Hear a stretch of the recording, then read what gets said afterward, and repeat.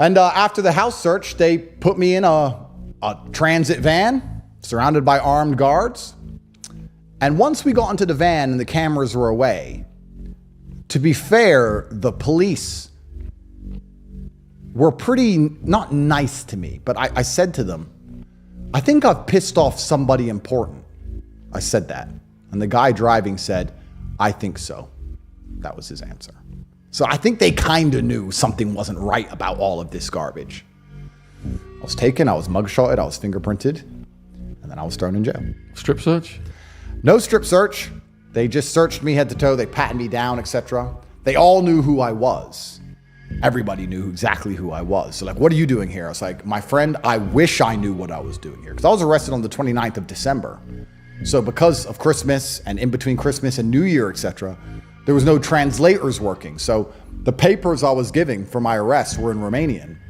And I didn't even have an English translation of why I was in jail for 2 weeks. I didn't know. I kept getting given Romanian pieces of paper. I don't speak Romanian. All I saw was human trafficking. And I was like, this is absolutely insane. Human trafficking who? I found out later exactly how insane the whole case is. But I was thrown in a jail cell. Yeah. So the detention facility, when you first went in, what was that like? So the Romanian detention facilities were built during communism. And Romania is one of the poorest countries in Europe.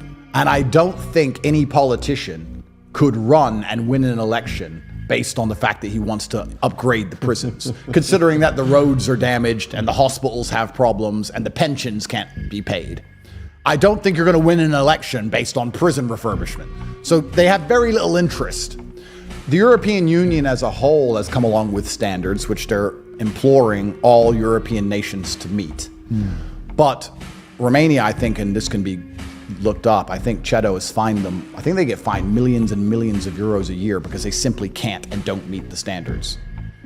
The people were very nice to me, and I want to make this clear. All of the prison guards and the police officers the whole way through were very nice to me, and I think they knew what was happening. None of them for a second thought I was a bad person. They were very much like, sorry, bro, I'm just doing my job. You've annoyed somebody. I don't know who.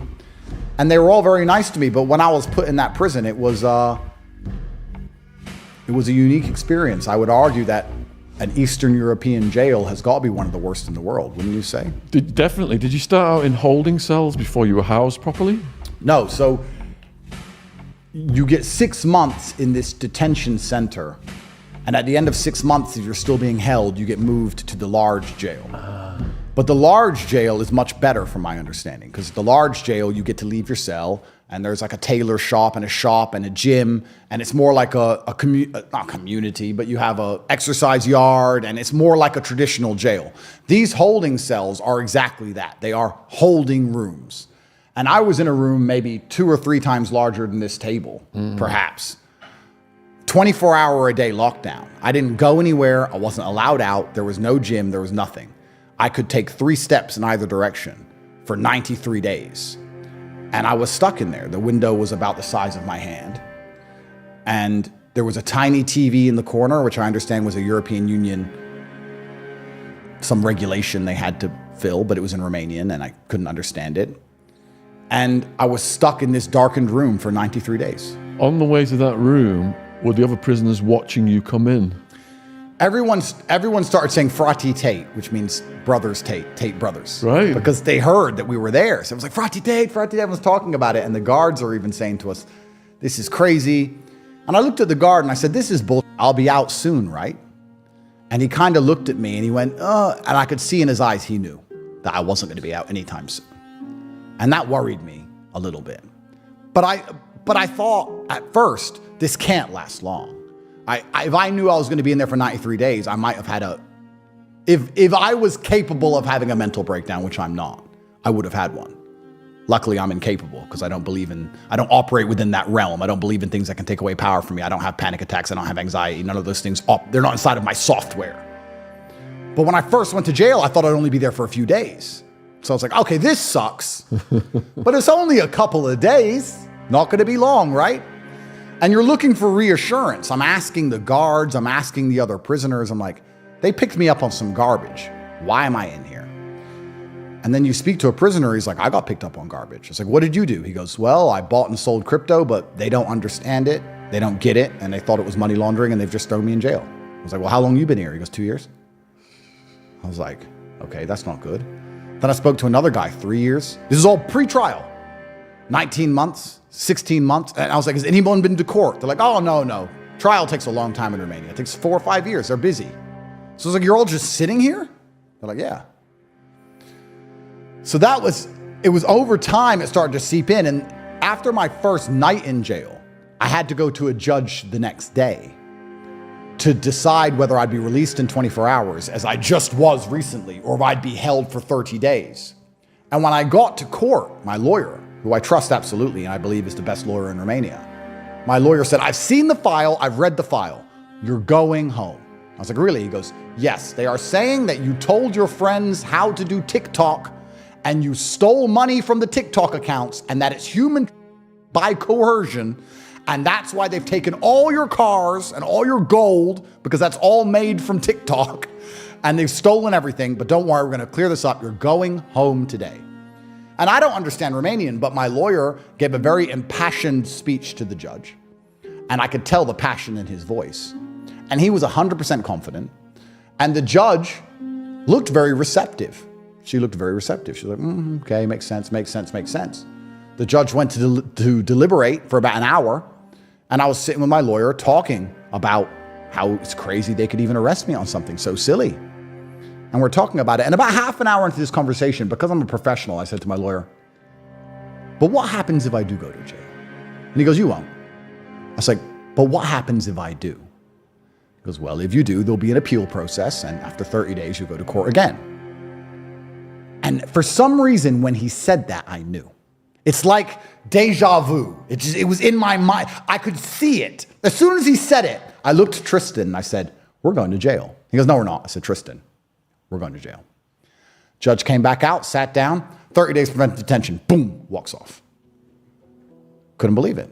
Put me back in handcuffs and dragged me back to jail. Yeah, there's like the eternal hope of the newly incarcerated, and it gets punctured, doesn't it? And once you accept that, you just get on with it. Yeah, I think it gets worse. I think the first few days when you're trying to work everything out, you still have hope in the system to some degree. And once you realize the truth of it all, it's almost like a month in, you're like, okay, I'm going to be here for a very long time. And that's when you get truly almost disheartened. I think I felt worse about a month in. The beginning wasn't so bad.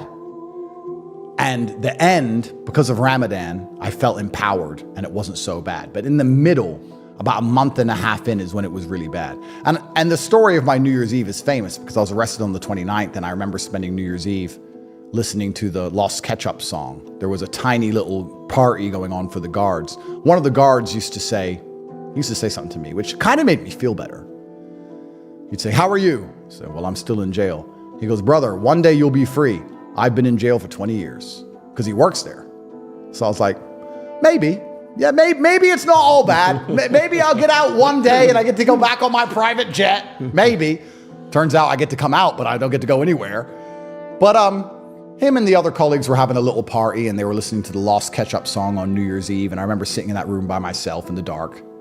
And New Year's came around and the fireworks went off, and I could see them through the small window, and I could hear everybody cheering. And I was kind of amused by the fact that when the clock struck 12, nothing at all happened. Like nothing happened. It's like, Happy New Year. And then you kind of look around your room, there's no one celebrating. Even the cockroaches on my ceiling didn't move. They were uninterested in the New Year celebration. It's just like, yeah. So it was, but I didn't feel bad then. I still felt like this was some sort of misunderstanding. I need to speak to the American embassy. We have an appeal coming up. The judge just put me in jail because it was the 29th of December and she's busy. Let me get to the appeal. Let's get New Year's out of the way. Let me speak to the embassy. Let me get my papers in English. Let me explain this is garbage, and I'll be out. And as each one of those things got snatched from me, about a month and a half in, I realized, okay, I'm in trouble. Going back to when you first went in, I mean, I'd watched Shawshank Redemption, so I was myself, and then I go in, and all these massive tattooed guys are staring at me through the plexiglass, fresh meat. Yeah. With the guys shouting, Tate brothers, Tate brothers, Tate brothers. that must have really boosted your spirits. Because did you watch Shawshank, for example? I've seen it, yeah. Did you have a preconceived notion of what you were getting into, Banged Up Abroad style? Yeah, it's kind of interesting because Putin recently said about the war in Ukraine, he said, growing up on the streets of Leningrad taught me that if a fight is inevitable, you must hit first. And my approach to violence my entire life has been one of absolute avoidance. I'm not a violent person and I don't like violence, but I understand that violence exists in the world. And I've always been okay at it. I'm pretty good at it. And to me, it's almost like the rain. I don't want it to rain, but if it rains, you get wet. And my brother and I kind of looked at each other because we can speak without speaking because we lived together our whole lives. And as we were taken into the cell, as we were taken into the jail, from the van, we gave each other a glance and a nod. And that was basically hit first. That was all it meant. We're going to walk in there, and we're going to hold our heads high. We're going to treat people with respect. We're going to be a very good person and nice and polite and say please and sorry and thank you. But if some idiot really wants it, then you're going to hit him first. But I didn't feel like it was up to me. It's almost like, is it going to rain? Is it going to snow? I'll deal with it if it comes, and there's nothing I can do about it. So I felt a twinge of nerves, but not fear. It was more like pre-fight nerves, like I have no idea who's in this place. I have no idea what they think of me. I have no idea if they're going to attempt to extort me because I'm known for having money, etc. But it is what it is, and God has a plan. And if I win or lose whatever encounter I enter, once again, it's God's plan. Perhaps I'll die in here, but it is what it is. The jail cell doors were solid metal. There was only a very tiny window, so I couldn't see anything but the eyes of the other prisoners. So I couldn't really get a gauge on them. And then I was thrown in my cell, so I didn't engage with any of them for the first few days. Do you remember the very first conversation you had with a prisoner? Yes, the very first conversation I had with a prisoner was asking how long he'd been there and what for. And I soon came to realize, and I'm sure this is true in most countries which are poor, that there isn't much of a divide between the criminal justice system and the mental health system. In the West, we try our best to put a divide in the two. Even if you do bad actions, if you're mentally ill, you'll be treated differently. Whereas in countries like this, you just go to jail. So I started to learn over time that a lot of the people in there were mentally ill or mentally weak. You know what's kind of funny?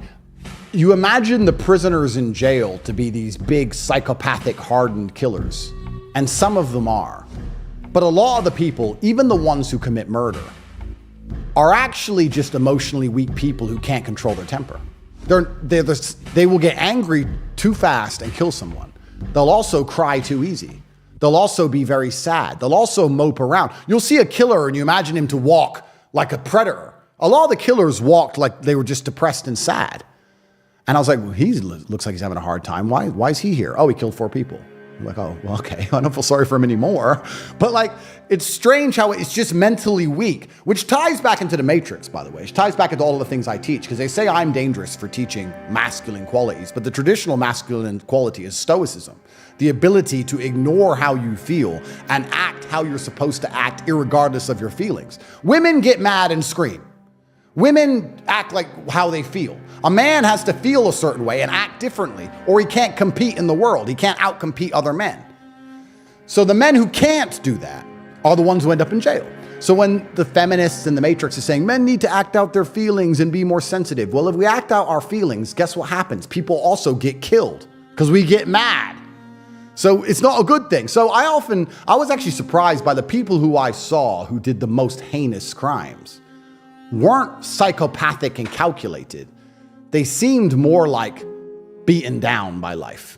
Does that make sense? Yeah, definitely. Disadvantaged. A lot of them traumatized. A lot of them state raised. Yeah. Where I was at, a third of them couldn't even read or write. And half my friends were ex-soldiers, come back from wars, PTSD, didn't get any help from the government, bam, into the prison system. Yep. And isn't that the saddest possible route? Because I keep going back to the Matrix, but I'm going to allow myself that privilege because they put me in jail yesterday.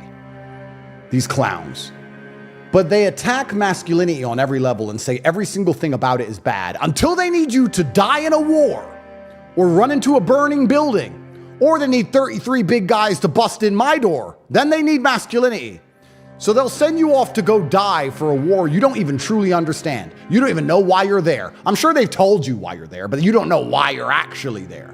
And you're gonna risk life and limb. And if you survive and come back with any kind of mental trauma and then don't act exactly how they want you to act as a good tax-paying slave, they just throw you in jail without remorse. Meanwhile, George Bush and Dick Cheney have made billions. Of course, they've laundered all the money. So the whole thing is truly disgusting. And yeah, I'm sure that's one of the saddest paths, but it's also a path I can very easily see how people will end up in jail after coming back with PTSD from war. Their wife's someone else the last 6 years. They come back expecting to come home to a happy family. She's been with Tom, Dick, and Harry.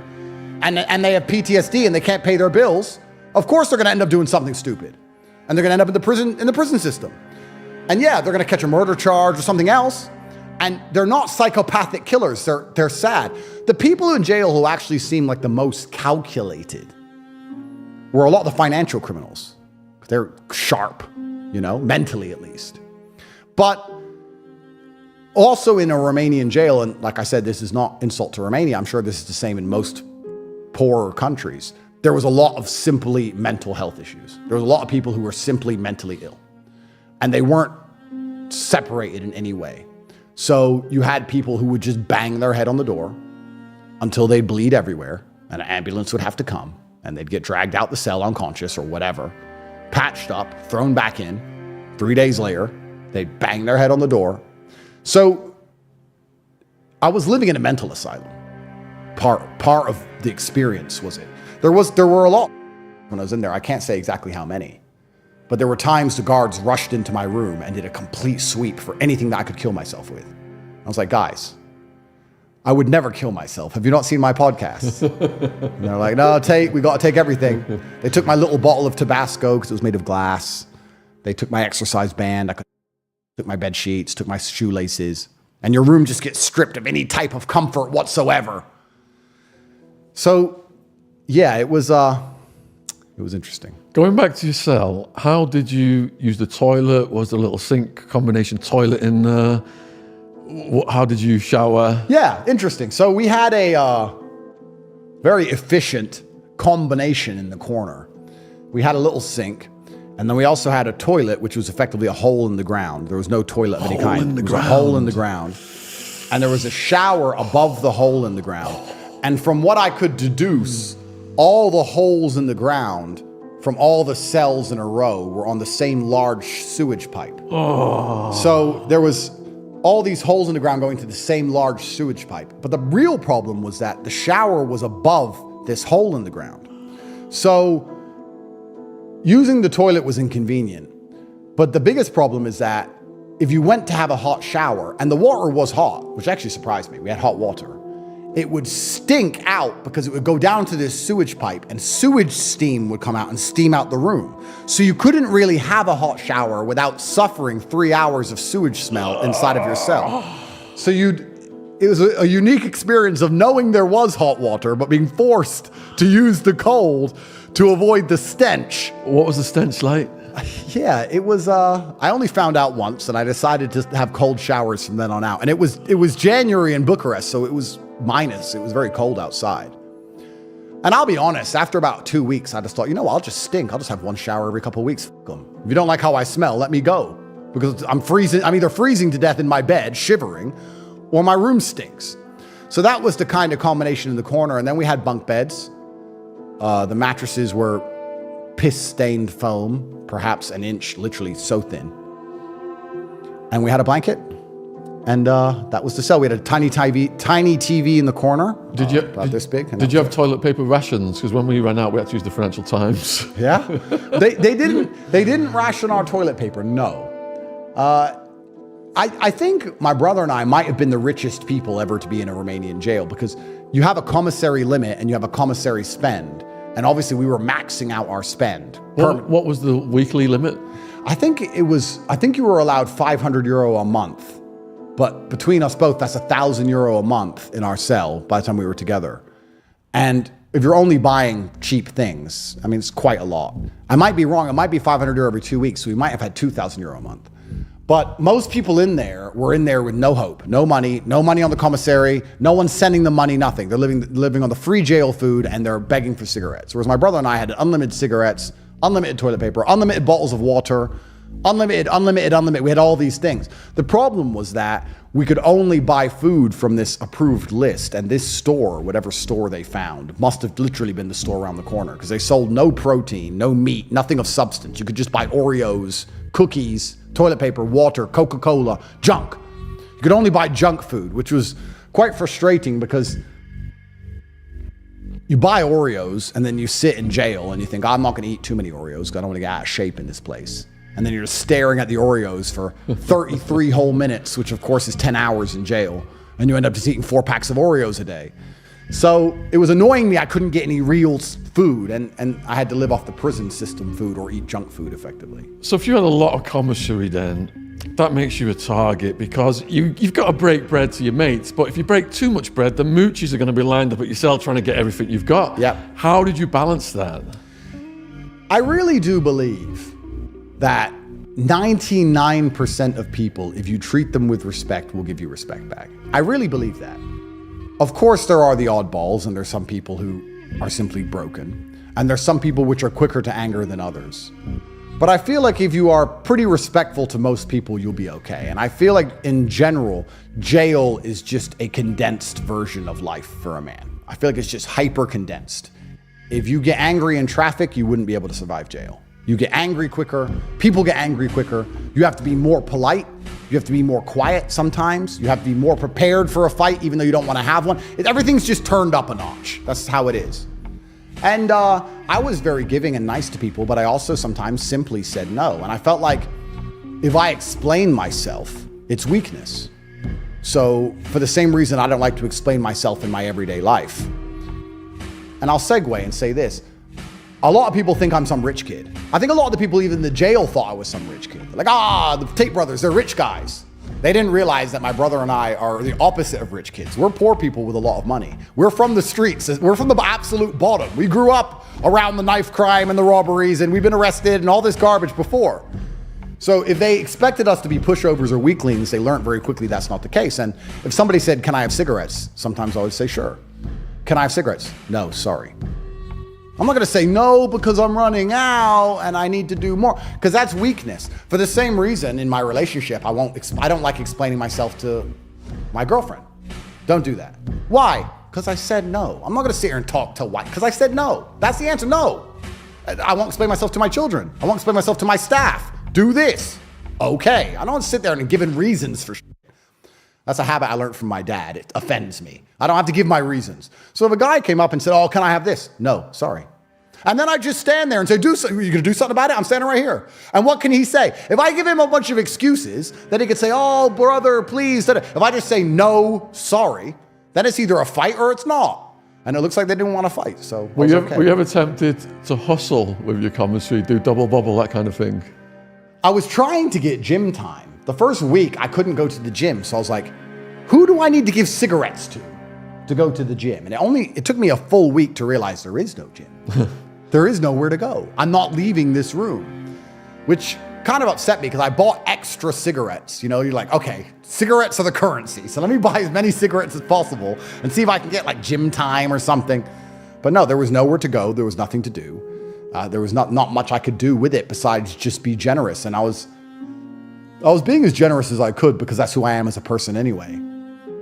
A couple people, I believe, tried to take the piss, and I just made it very clear to them, you shouldn't have done that. No, I'm not giving you anything anymore. Could you be more specific? How did they try and take the piss? Well, I think when you go to Romanian jail, and you've been there for a long time, and you've been trying to get cigarettes out of people for years, and most of them never have cigarettes, and then rich foreigners come, and you ask for a cigarette, and you get a pack, and then you've been around the system long enough, perhaps, to understand that eventually we will leave. And they're never going to leave. I guess they kind of view it as make hay while the sun shines. So they just start smoking a pack in an hour and then ask for another pack. So where's the last ones? Like, I smoked them all. I know you didn't. You go, look, I smoked them all. And then I'd give him another pack of cigarettes and observe and watch him literally chain smoke them all. He thinks he can get unlimited cigarettes for this period of time. Like his grace has come. For these few months, cigarettes are free. So, and eventually I'd say, no, my friend. If I give you cigarettes, you're going to have to make them last. I'm not giving you any more. And I like to think that firm line can be held in most things in life. I guess if I were to ask myself why I acted that way in jail, just like I alluded to earlier, is how I act in life. If I say to my girlfriend, no, and she goes, well, I'm going to do it anyway. Well, I've said no, I'm going to do it anyway, then we're going to break up. If I say to a man no, and he makes a big deal of it, then he can fight me. Like, it is what it is. The answer is no, and I'm not going to tell you why. I just said no. I'm a full-grown man, the answer is no, and it's mine. It's mine. My brother had a saying in jail, which was, for some reason, kept making me laugh. Things are funny in jail that aren't funny on the outside, but it was funny. He'd slick his hair back. He'd get a cigarette. He'd smoke it and goes, let him try. Because I said to him about some guy kept asking for cigarettes. He goes, let him try. I'm a tough guy. I was like, what does that mean? He goes, like the movies. I'm a fucking tough guy, like the movies. I'll body slam him. I'm a fucking tough guy. For some reason, it was funny. But I guess that's just our attitude. We weren't there to be bullied by anybody. And very quickly, people treated us with respect. And I was very respectful to people, but also there was times I bumped into a guy in the hallway. And from my understanding, he was in jail for beating someone with a hammer. Some old man with a hammer, he beat him to death or something. And I bumped into him and I said sorry, and he didn't reply. And the guards were walking us. I said, brother, I said sorry to you. And he goes, oh, sorry. I made a killer apologize to me. Now, why did I do that? Because I said sorry to you, and you just ignored me. Now, I have no idea. He might have gone back to his cell and say, I bumped into Tate. He said sorry. The fact I made him apologize to me, you don't know how the repercussions spread in a place like jail. That might have been enough for him to go, you know what, those Tate brothers, you don't know. And I don't think I was being unfair. I wasn't being aggressive. I wasn't trying to start a fight. But he bumped into me effectively. In fact, I didn't even do anything wrong. He bumped into me, and I said sorry. So you better say it back, sir. And I feel like if you approach life that way, you'll be okay. Yeah, people don't understand how combustible it is. Like, you could be walking past someone, they say, what are you looking at? Looking at nothing. You calling me nothing? Yeah. Next thing, bam. And that's one thing that actually, I think prisons, of course, I say I think, I'm sure I know, prisons are different all around the world. And I feel like an American jail, perhaps in many ways, would be more violent than a Romanian jail. It didn't feel violent. It felt sad. I don't know how to explain it. It didn't feel like a violent place. There was the capability of many to be violent, and there certainly was tinges of violence in the air sometimes. But it felt sad. That's how it felt. I imagine an American jail would be different, because I think to even be violent requires a degree. It's a high energy expenditure. If you're with your friends and you're with your gang and you're out in the yard and you're talking and you're laughing and there's enough in you. But if you're just locked in a room all day, every day in the dark with the roaches, and you get to bump past a prisoner for a few seconds every 4 days, like, are you really gonna use that chance to get the kicked at you by guards? Really? Everyone was depressed. Everyone was chronically depressed. So I felt like, in a lot of ways, that kept a lot of the violence under control, if that makes sense. Yeah. How many days did it take for you to settle down into a routine? That's a very good question. Because now I think about it. And when I just went back yesterday, it was probably my worst day in jail I've ever had. It was worse than the 3 months, because the 3 months I had a routine. I had a system. I was very busy in jail. I found a way to be busy all day, every day. I didn't have any spare time. There'd be days in jail I'd wake up and I'd start my things, whatever, and I'd check the time and be like, I'm late. Like I had things to do. If I had to go to court that morning and they messed up my schedule, I was in a very bad mood, especially when they rejected me. Like, why take me to court to reject me? Just let me do my things. So I think within 2 or 3 weeks, I had a schedule. I'd be up at around the same time, and we'd get our hot water at a certain time, and I'd begin my training at a certain time, and there'd be a particular show on that I understood at a certain time, which would burn 30 minutes, and I'd watch that. And then I'd do my other training after that, and I'd have to do 1,000 push-ups a day, and then I'd clean the toilet, and then I'd sweep the whole floor, and then we'd go for killing bugs. But we had a system. This last day I was in jail, I was thrown in a cell with these 3 men I didn't know, and it was their room. It's like walking into someone else's house, right? It's their room, it's their system, it's their setup. They went to bed at 7 p.m., these people. They turned off the TV and hit the lights and everything. By 7 p.m., they went to sleep. My system, me and my brother would be up till 2, 3 in the morning. So 7 p.m., lights out, boom, quiet. These 3 guys are trying to sleep, and you're just sitting there staring at the ceiling. So it was much worse to be thrusted into somebody else's ecosystem.